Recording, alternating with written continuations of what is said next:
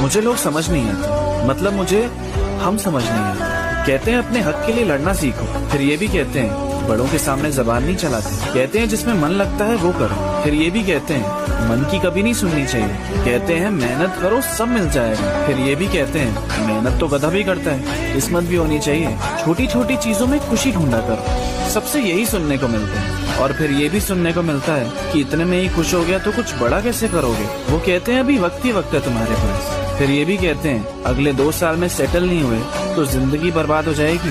कहते हैं कुछ तो लोग कहेंगे, लोगों का काम है कहना। फिर ये भी कहते हैं शादी अपनी कास्ट में ही हो, नहीं तो नाक कट जाएगी। वो कहते हैं पैसों से खुशियाँ नहीं खरीद सकते, फिर अमीरों से जलते क्यों हैं पता नहीं। प्यार कभी भी ढूंढने से नहीं मिलता कहते हैं। और ये भी कहते हैं शादी की उम्र हो गई है, ढूंढ ले कोई। वो कहते हैं प्यार करते हो तो संभाल के रखना उसे। फिर ये भी कहते हैं प्यार सच्चा है तो उसे जाने दो।